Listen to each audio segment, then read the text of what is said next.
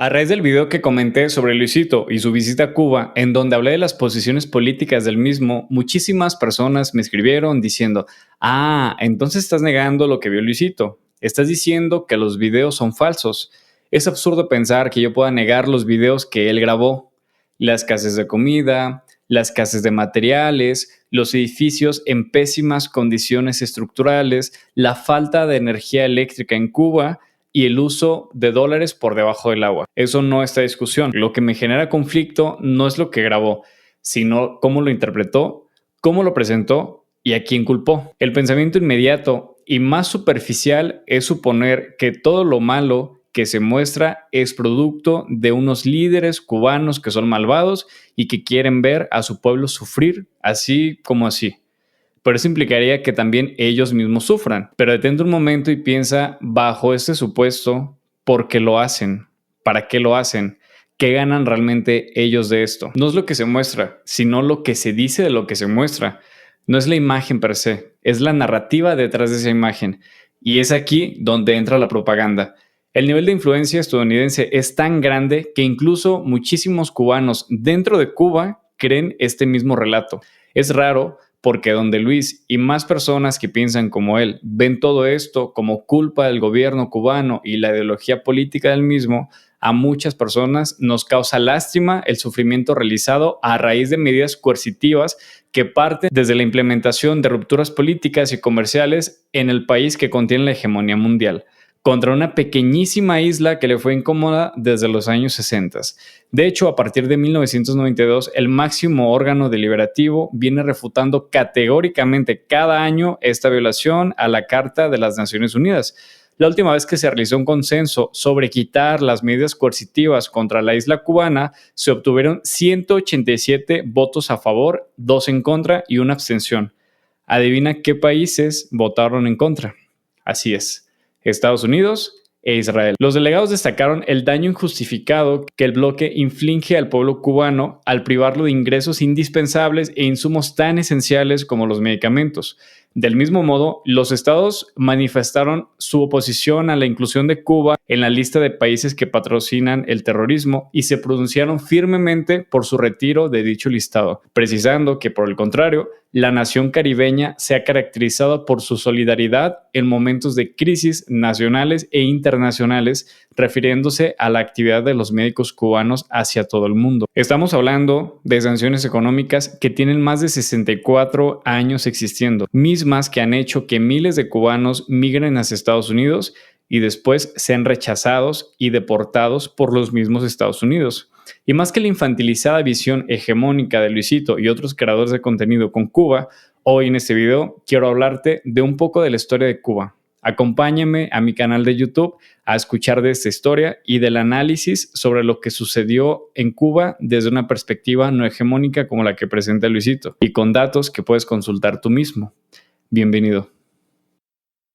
Durante la época prehispánica, Cuba estaba habitada principalmente por 3 grupos indígenas: taínos, siboneyes y guanatabeyes. Los taínos eran el grupo predominante y más avanzado en términos de organización social.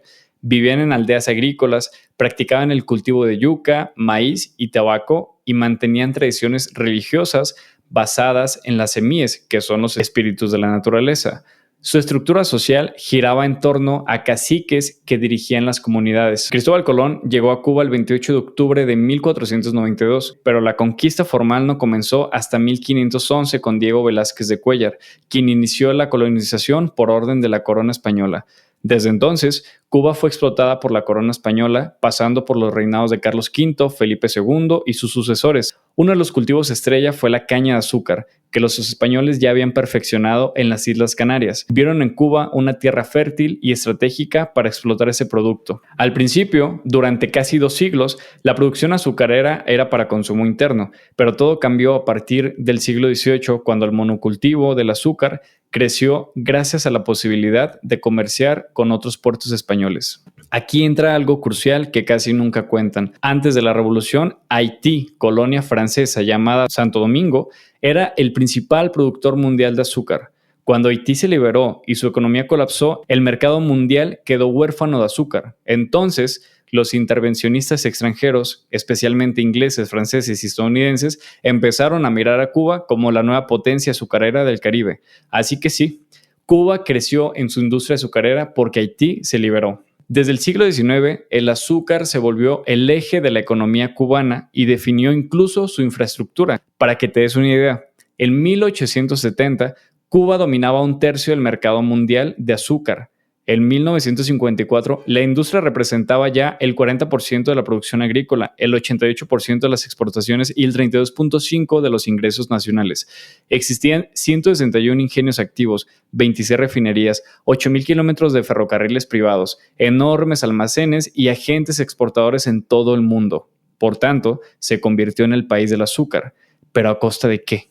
Detrás de esos logros estaba la explotación brutal de esclavos, como ocurría en casi todo el sur global. España frenó deliberadamente cualquier tipo de posibilidad de desarrollo autónomo para la isla.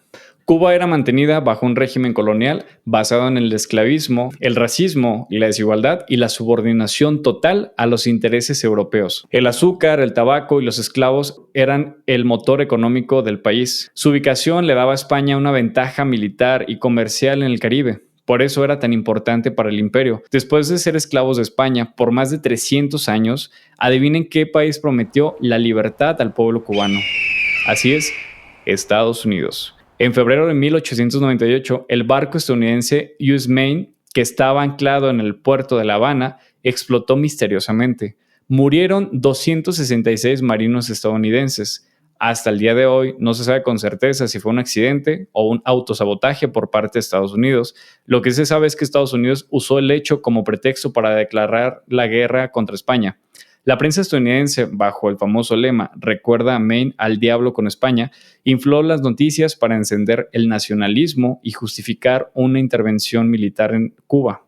¿Qué pasó después? Estados Unidos declaró la guerra a España. Derrotaron fácilmente a España y se quedaron con Cuba. Decían que liberaron a Cuba del colonialismo, pero en la práctica pasaron de ser colonia española a estar bajo el control de Estados Unidos. En 1902, Cuba obtuvo su independencia formal, pero con la enmienda Platt, que le permitía a Estados Unidos intervenir en la isla siempre que quisiera, mantenían bases militares como Guantánamo, que sigue estando ahí, y controlar su economía.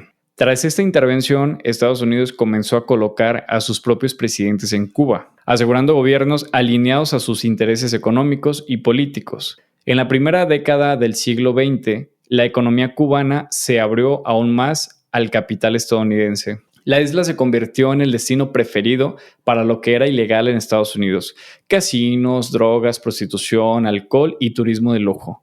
Se vivió una supuesta época dorada, pero solamente era dorada para aquellas élites y aquellos extranjeros inversionistas que venían a Cuba, principalmente estadounidenses. Cuba pasó de ser colonia española a ser el casino, el burdel y la bodega privada de Estados Unidos. El crecimiento económico fue evidente, pero el pueblo cubano seguía en condiciones de miseria. El monocultivo de caña de azúcar seguía dominando, perpetuando la dependencia económica y dejando en la pobreza a quienes trabajaban esas tierras. Los beneficios de esta economía no llegaban al cubano promedio. Mientras en La Habana se construían lujosos hoteles, burdeles y casinos para los turistas estadounidenses, en el resto del país la desigualdad se acentuaba, la pobreza era cada vez más marcada, la salud y la educación seguían siendo un privilegio para unos cuantos. La esclavitud formal había terminado, pero la explotación económica permanecía casi intacta. Solo habían cambiado de amo, bajo la excusa de la libertad. Estados Unidos había convertido a Cuba en un negocio, un parque de diversiones inmoral para su élite. El dinero del azúcar y del turismo enriquecían a las empresas y mafias estadounidenses, mientras los cubanos seguían sin acceso a ese supuesto progreso. Cuba era un territorio cooptado por la hegemonía estadounidense y su dependencia era total. Así fue como Estados Unidos dominó a Cuba, primero con la excusa de la liberación, después con la seducción del dinero fácil y finalmente con el control absoluto de su economía y su política. Tras la gobernanza de Fulgencio Batista desde los años 40, la situación solo se agravó. Batista permitió la proliferación de productos y actividades que eran ilegales en Estados Unidos, como las drogas, el juego y la prostitución, lo que convirtió a Cuba en un destino predilecto para los turistas estadounidenses que buscaban todo aquello que en su propio país se les prohibía. Casinos, bordeles, bares y negocios ilícitos florecieron bajo el amparo de su régimen. Con el paso del tiempo, Batista tomó el poder que siempre había ostentado desde las sombras, pero ahora de forma abierta y dictatorial. Volvió al poder en 1952 mediante un golpe de Estado apoyado por los intereses norteamericanos que preferían un gobierno autoritario pero estable para proteger sus inversiones. Batista suprimió la Constitución de 1940 persiguiendo a la oposición política, censuró la prensa y permitió que la mafia y las grandes empresas extranjeras siguieran saqueando al país. Mientras La Habana vivía una falsa prosperidad alimentada por el turismo estadounidense, el resto del país languidecía en la pobreza, con niveles de desigualdad insultantes y sin accesos a derechos básicos como la educación y la salud o el trabajo digno. Fue en ese contexto de opresión, corrupción y miseria que surgió un joven abogado cubano llamado Fidel Castro, quien, viendo que las vías legales no ofrecían salida a la crisis nacional,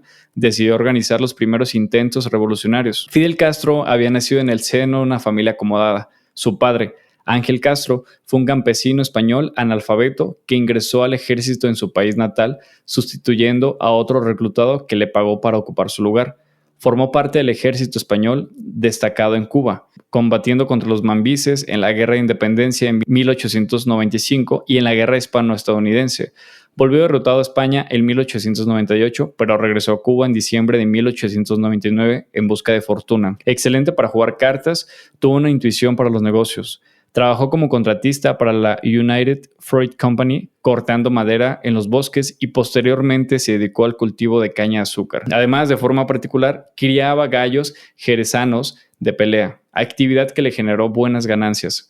Con ese dinero compró terrenos en Virán, donde fundó su propia hacienda, Manacas, logrando convertirse en un hombre rico terrateniente en la parte septentrional de la provincia de Oriente. Llegó a poseer 11,000 hectáreas entre propias y arrendadas, y contaba con 400 a 500 obreros agrícolas, muchos de ellos haitianos. Ángel Castro tiene un carácter duro y distante, pero formó vínculos estratégicos como con Fidel Pino Santos, un político español que le ayudó a progresar en los negocios y de quien tomó el nombre para su hijo, Fidel. Fidel Castro creció rodeado de campesinos y trabajadores explotados por su propio padre, por lo que desde niño escuchó las quejas sobre las pésimas condiciones laborales y fue testigo de las desigualdades estructurales fomentadas por la hegemonía de Estados Unidos en Cuba. Estudió Derecho y comenzó su carrera como abogado, aunque no se enriqueció en esa profesión porque se negaba a cobrar por defender a los trabajadores conscientes de su precariedad económica. Desde joven destacó por su oratoria, su capacidad de liderazgo y su ambición. Su inquietud revolucionaria lo llevó a organizar su primer intento de rebelión el 26 de julio de 1953, asaltando el cuartel Moncada en Santiago de Cuba. La operación fracasó y Fidel fue capturado y encarcelado por la dictadura de Batista. Sin embargo, tras un intento del régimen por apaciguar la opinión pública y gracias a su relación sentimental con una mujer cercana a círculos allegados a Batista, fue liberado mediante una amnistía tras defenderse a sí mismo en el proceso judicial, porque recordemos que era abogado. Exiliado en México, Castro conoció a Ernesto Che Guevara, un joven argentino de ideas revolucionarias, quien se unió al grupo de exiliados cubanos que planeaban regresar a la isla para iniciar la lucha armada. Así comenzó la etapa final hacia la revolución que cambiaría para siempre el destino de Cuba. Ernesto Che Guevara fue el mayor de los 5 hijos de Ernesto Guevara Lynch y de Celia de la Serna, quienes pertenecían a familias de la clase media alta de Argentina, con raíces en antiguas familias acomodadas. Aunque algunos de sus antepasados habían sido propietarios de tierras y gozaron de cierta posición social en su época, la familia Guevara no poseía grandes fortunas en su generación. Su entorno familiar le permitió acceder a una educación sólida, a círculos intelectuales y a una formación humanista que marcaría su personalidad y sus inquietudes políticas. Ernesto Guevara nació en la ciudad argentina de Rosario, en la provincia de Santa Fe, en 1928. Su formación, sus convicciones y su experiencia lo llevarían a convertirse en una figura clave para la Revolución cubana y posteriormente en un símbolo mundial de las luchas revolucionarias. A pesar de haber nacido en una familia acomodada, Guevara no fue indiferente a las injusticias sociales. Su juventud estuvo marcada por sus estudios de medicina y sus viajes por América Sur, que lo enfrentaron cara a cara con la miseria, el hambre y la explotación de los pueblos del continente. Fue en estos recorridos donde forjó su conciencia revolucionaria, dándose cuenta de los problemas del sur de América. No eran casos aislados, sino la consecuencia sistemática del imperialismo, la desigualdad y el atraso económico provocada por las potencias extranjeras y las oligarquías nacionales. Tras estos viajes, Guevara decidió establecerse temporalmente en México, donde trabajó como médico mientras mantenía su activismo político. México en ese momento era un punto de encuentro para exiliados políticos de todo sur de América, y ahí fue en donde en 1955 conoció a Fidel Castro a través de contactos cubanos en el ambiente revolucionario. Este encuentro marcaría el destino para ambos y eventualmente de toda Cuba. Fidel Castro conoció a Ernesto Che Guevara en Ciudad de México en 1955, concretamente en la casa de la familia Antonio Ñico López, un excombatiente del asalto del cuartel Moncada y parte del movimiento del 26 de julio.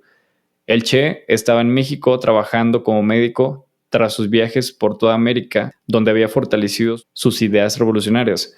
Por medio de círculos de exiliados cubanos y comunistas argentinos, Guevara fue presentado a Raúl Castro. Raúl, tras conocer la convicción política y la claridad ideológica del Che, lo llevó a conocer a su hermano Fidel Castro, quien estaba organizando desde el exilio la expedición armada contra Batista. Aunque Guevara había estudiado medicina, ya no se veía a sí mismo simplemente como un profesional de la salud. Sus ideales marxistas se habían afianzado y estaba convencido de que la única vía para transformar las condiciones de los pueblos en toda América era la lucha armada. Fidel Castro, por su parte, buscaba a hombres comprometidos, con disciplina y con convicciones firmes, para integrar su expedición de retorno a Cuba y derrocar a la dictadura de Batista. El Che, al conocer a Fidel, encontró no solo un líder con quien compartía su visión antiimperialista, sino también un camarada para construir una revolución. Esa primera conversación fue larga, profunda y crucial. Según testigos, hablaron toda la noche sobre política, imperialismo, revolución y estrategia militar. Tras esa charla, el Che decidió unirse sin dudar al movimiento del 26 de julio. Desde entonces no se separaron nunca más. Durante más de un año, Fidel y el Che convivieron, entrenaron y prepararon cuidadosamente a los hombres que más tarde conformaron la expedición del Granma, el pequeño y legendario yate con el que viajaron desde México para intentar iniciar la insurrección definitiva en la isla. En ese tiempo, las largas conversaciones entre ambos consolidaron su amistad y sus proyectos, cimentando una alianza revolucionaria que pasaría a la historia. Entre esos hombres estaba otro nombre clave para la Revolución cubana: Camilo Cienfuegos. Camilo Cienfuegos nació en La Habana de Cuba en 1932 en una familia humilde de origen español. Desde joven tuvo que emigrar por motivos económicos y terminó en Estados Unidos y después en México, trabajando en oficios sencillos para poder sobrevivir. A pesar de no tener una formación ideológica tan marcada como Fidel o el Che, Camilo era profundamente sensible a la desigualdad y tenía un carácter rebelde, alegre y solitario. En 1956, en México, conoció a Fidel Castro y el grupo del Movimiento 26 de Julio, que preparaban la expedición del Granma para iniciar la insurrección armada contra Batista. Camilo se unió de inmediato a la causa y rápidamente ganó el respeto y cariño de sus compañeros gracias a su valentía, humildad y su carisma natural. El barco fue usado por 82 expedicionarios de dicho movimiento en el desembarco con fines revolucionarios que encabezó Fidel Castro, y entre los que participaron el Che Guevara, Raúl Castro, Camilo Cienfuegos, Juan Almeida Bosques y Ramiro Valdés, entre otros. Tras meses de entrenamiento, el 25 de noviembre de 1956, el yate Granma zarpó desde el puerto de Veracruz, México, con destino a Cuba. A bordo iban 82 hombres, hacinados y cargados de armas, sueños y expectativas. El viaje no fue nada sencillo. El Granma era un yate pequeño, mal equipado para transportar a tantas personas, y enfrentaron vómitos, mal clima y problemas mecánicos. El plan original era llegar el 30 de noviembre para coincidir con un levantamiento armado en Santiago de Cuba, pero las condiciones retrasaron la llegada. Finalmente, el 2 de diciembre de 1956, el Granma encalló en un pantano de la costa oriental cubana, en Las Coloradas, provincia de Oriente. El desembarco fue un desastre. Los hombres llegaron exhaustos, desorientados, mojados y sin provisiones suficientes. Apenas tocaron tierra, fueron emboscados por las fuerzas de Batista. De los 82 expedicionarios, solo alrededor de 20 lograron reagruparse, entre ellos Fidel Castro, Raúl Castro, Ernesto Che Guevara y Camilo Cienfuegos. El resto fue capturado asesinado o dispersado en la selva. Lo que parecía una derrota inminente se convirtió en el inicio del mito. Estos pocos hombres mal armados y peor alimentados se adentraron en la Sierra Maestra, una región montañosa y de difícil acceso donde comenzaron a reconstruir sus fuerzas. Allí encontraron el apoyo de los campesinos que sufrían el abandono y la represión del régimen. Esa alianza con el pueblo fue clave. Los rebeldes ofrecían alfabetización, salud y justicia donde antes solo había pobreza y represión. Poco a poco el movimiento 26 de julio se reorganizó. Fidel asumió el liderazgo estratégico, mientras que el Che y Camilo destacaron como comandantes militares. La guerrilla fue creciendo en número, fuerza y simpatía popular, aprovechando el conocimiento del terreno y aplicando tácticas de guerra de guerrillas. Mientras tanto, la dictadura de Batista respondía con más violencia, ejecuciones sumarias, torturas y represión masiva. Pero la brutalidad del régimen solo fortaleció la causa rebelde y fue erosionando el apoyo tanto interno como internacional a Batista. Durante 2 años, las fuerzas guerrilleras avanzaron desde la Sierra Maestra, ganando batallas clave y territorios. Las victorias militares se combinaron con un creciente descontento social, huelgas, sabotaje y protestas en la ciudad. La imagen de los barbudos de la Sierra Maestra, comandadas por Fidel Castro, el Che y Camilo, se fue convirtiendo en símbolo de esperanza para el pueblo cubano. Para finales de 1958, el régimen de Batista se encontraba cada vez más aislado y debilitado.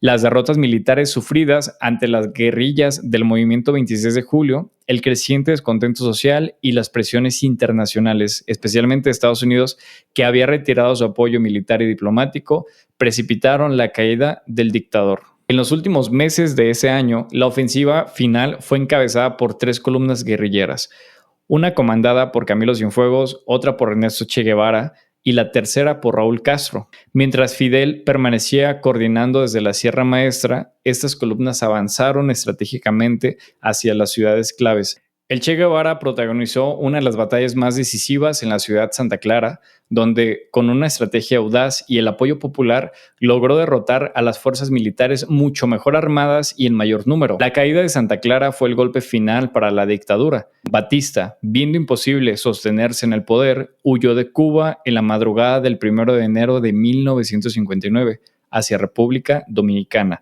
Ese mismo día, las tropas comandadas por Camilo Cienfuegos entraron triunfantes a La Habana, mientras que Fidel Castro avanzaba hacia la capital en una caravana que fue recibida con júbilo en cada poblado y ciudad por donde pasaba.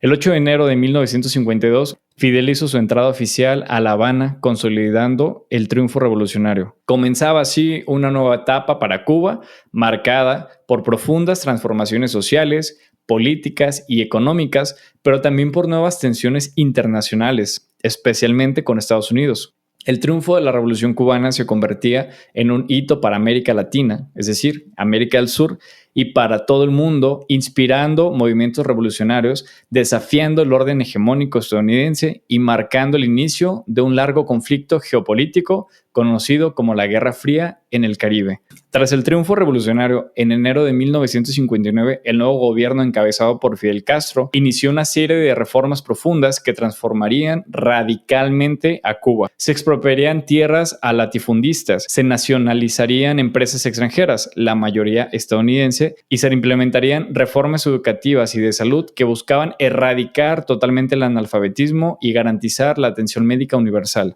Estas medidas generaron un conflicto inmediato con Estados Unidos que veía peligrar sus intereses económicos en la isla. En respuesta, Washington impuso sanciones comerciales, retiró a su embajador y promovió intentos de desestabilización como la fracasada invasión de Bahía de los Cochinos en 1961 bajo el gobierno de John F. Kennedy.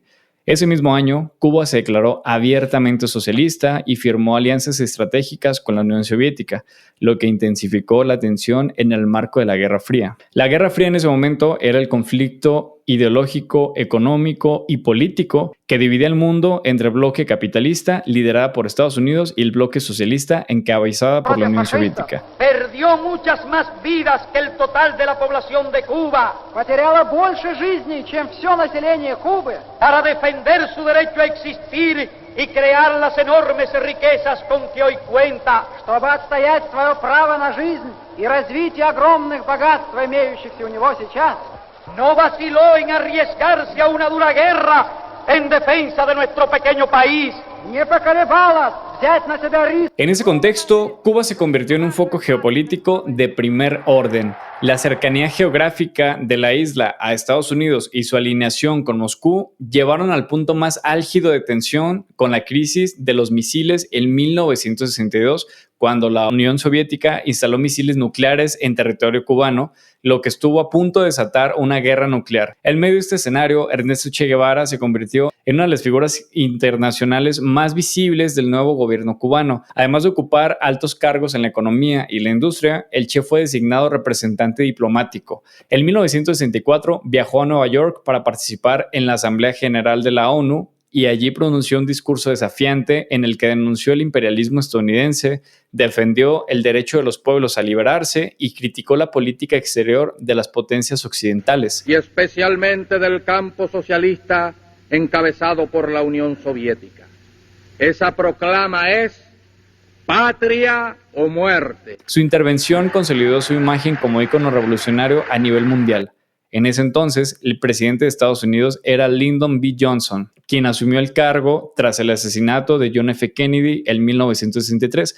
Aquí te voy a dejar el video cuando lo tenga listo. La relación entre Washington y La Habana se volvió irreconciliable. Estados Unidos mantenía un férreo bloqueo económico, mientras Cuba profundizaba su alianza con el bloque socialista. Las sanciones estadounidenses comenzaron oficialmente en 1960 con la prohibición de exportar petróleo a Cuba, y en 1962 John F. Kennedy impulsó el embargo económico, comercial y financiero total que prohibía todas las exportaciones e importaciones entre ambos países. Estas medidas fueron reforzadas en las décadas posteriores con leyes como la Ley Torricelli en 1992, que prohibía subsidiarias estadounidenses en terceros países comerciar con Cuba, y la Ley Helms-Burton de 1996, que endureció las sanciones y extendió su carácter extraterritorial. El impacto de estas sanciones fue devastador para la economía cubana. Limitó gravemente el acceso a recursos, tecnología y financiamiento internacional, aislando a la isla de los mercados globales. Cuba dependió aún más del apoyo soviético hasta el colapso de la URSS en 1991, lo que desencadenó el llamado Periodo Especial, una crisis económica que sumió a la población en la escasez y la precariedad. A partir de ahí, Cuba quedó plenamente integrada en la órbita soviética, recibiendo apoyo económico, militar y político, pero también quedando atrapada en las lógicas de la Guerra Fría, lo que condicionaría su política exterior y su desarrollo interno durante las siguientes décadas. Con la noticia de que la URSS se desintegró, cosa que esperamos que no ocurra jamás, aún en esas circunstancias, Cuba y la revolución cubana seguirían luchando. Con la caída de la Unión Soviética, Cuba perdió su principal sostén económico. El periodo especial trajo consigo apagones masivos, escasez de alimentos, falta de combustible y un deterioro profundo de la calidad de vida. La isla buscó nuevas estrategias para sobrevivir, abrió tímidamente su economía al turismo internacional, fomentó las remesas de los cubanos en el exterior y estableció relaciones diplomáticas y comerciales con nuevos aliados como Venezuela y China. Sin embargo, las sanciones estadounidenses continuaron vigentes, perpetuando el aislamiento económico de la isla. A pesar de las adversidades, el gobierno cubano mantuvo sus logros en materia de salud y educación como pilares fundamentales de su proyecto revolucionario. Estos avances fueron reconocidos a nivel internacional, aunque no lograron ocultar las carencias materiales y las restricciones políticas internas que persistieron durante décadas. El embargo económico impuesto por Estados Unidos continúa siendo un factor clave en su desarrollo, a pesar de los breves intentos de acercamiento como los realizados durante la administración de Barack Obama. Con frecuencia, al hablar de Cuba desde el exterior, especialmente desde creadores de contenido como Luisito Comunica u otros influencers que visitan la Cuba, se tiende a emitir juicios rápidos y simplistas sobre su sistema político y económico. Sin entender su contexto histórico, muchos critican a Cuba como si fuera un país atrapado en el pasado por mera terquedad ideológica. Sin embargo, el modelo cubano no puede comprenderse sin reconocer su origen. Fue un sistema creado para resistir, para proteger a la injerencia externa y para garantizar las necesidades básicas de su población en un entorno hostil. Porque si no hacen esto, los hubieran desaparecido como Nagasaki y Hiroshima. Las políticas públicas cubanas se enfocaron históricamente en satisfacer las necesidades internas del país, no en responder a las demandas del mercado internacional. Las reformas implementadas tras la revolución no fueron caprichos ideológicos, sino respuestas necesarias a un momento histórico concreto, cuando una pequeña isla decidió enfrentar al imperio más poderoso del mundo. El aislamiento forzado, las sanciones y los bloqueos obligaron a Cuba a buscar su propio camino para asegurar la educación, la salud y el bienestar social de su población. Estas medidas pueden parecer anacrónicas vistas desde afuera, pero fueron vitales en su momento para preservar la soberanía nacional. Países como China, por ejemplo, han optado por sistemas que combinan la economía de mercado con un fuerte control estatal bajo la orientación socialista. Una nueva formación económica con orientación socialista. Su modelo ha permitido mantener empresas privadas exitosas y funcionales sin renunciar al control político, creando una economía híbrida que ha resultado altamente rentable y sostenible con el tiempo. Aunque el caso cubano es muy diferente por muchísimas circunstancias y escalas, comparte la premisa de que un sistema económico no está peleado con el sostenimiento de la cohesión social y los intereses del Estado a favor de las mayorías. Cuba, a su modo, intentó proteger su tejido social, mientras otros países se enriquecían sin perder el control político de su desarrollo. Hablar del sistema cubano es hablar del contexto en el que surgió, una isla que resistió al poder imperial, que rompió con el dominio extranjero, que hacía de Cuba un prostíbulo, un casino y un campo de explotación para los intereses foráneos. Las opiniones vertidas por influencers y turistas suelen estar cargadas de ignorancia porque ignoran que la revolución no surgió en un vacío, sino como una respuesta a un sistema que beneficiaba a unos pocos extranjeros mientras empobrecían a la mayoría de los cubanos. Es absurdo negar el impacto de estas sanciones y más absurdo aún pensar que un cambio de gobernantes en Cuba resolvería un problema que no es interno, sino externo. El bloqueo es el castigo por no haberse arrodillado ante el imperialismo. Por eso, cualquier análisis serio de Cuba debe partir desde su historia, desde su dignidad y no desde la visión cómoda del turista ocasional. Would you assess for us how effective has the United States ha sido el bloqueo estadounidense? Me parece que ya casi eso es una invitación a un delito de infidencia, ¿no? Hemos reconocido la importancia del bloqueo, también anunciamos y con la misma tranquilidad que el bloqueo no nos va a impedir avanzar, pero primero es difícil especificarlo y después no es tan conveniente tampoco. Todavía, a pesar de sus buenas intenciones, somos enemigos y es bueno que el enemigo sepa solamente las generalidades de su contrincante.